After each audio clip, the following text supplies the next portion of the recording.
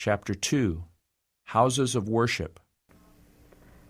I saw that many to whom God has entrusted means feel at liberty to use it freely for their own convenience in fitting up pleasant homes here. But when they build a house in which to worship the great God who inhabiteth eternity, they cannot afford to let him have the use of the means which he has lent them. Each is not striving to excel the other in showing his gratitude to God for the truth by doing all he can to prepare a suitable place of worship. But some are trying to do just as little as possible, and they feel that the means is as good as lost when they spend in preparing a place for the Most High to visit them. Such an offering is lame and not acceptable to God. I saw that it would be much more pleasing to God if his people would show as much wisdom in preparing a house for him as they do in their own dwellings.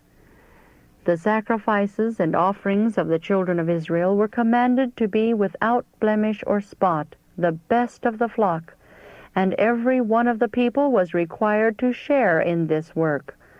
The work of God for this time will be extensive.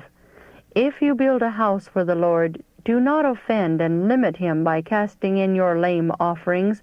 Put the very best offering into a house built for the Lord. Let it be the very best you have. Show an interest to make it convenient and comfortable. Some think that this is of no consequence because time is so short. Then carry out the same in your dwellings and in all your worldly arrangements. I saw that God could not carry on his work without any of man's help, but this is not his plan. The present world is designed as a scene of probation for man. He is here to form a character which will pass with him into the eternal world. Good and evil are placed before him, and his future state depends upon the choice he makes. Christ came to change the current of his thoughts and affections. His heart must be removed from his earthly treasure and placed upon the heavenly. By his self-denial, God can be glorified.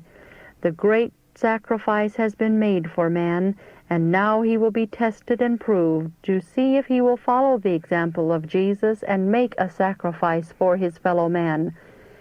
Satan and his angels are combined against the people of God, but Jesus is seeking to purify them unto himself. He requires them to advance his work.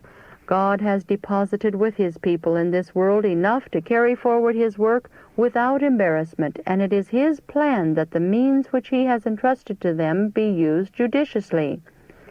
Sell that ye have and give alms is a part of God's sacred word. The servants of God must arise, cry aloud, and spare not. Show my people their transgression, and the house of Jacob their sins. The work of God is to become very much more extensive, and if his people follow his counsel, there will not be much means in their possession to be consumed in the final conflagration. All will have laid up their treasure where moth and rust cannot corrupt, and the heart will not have a cord to bind it to earth.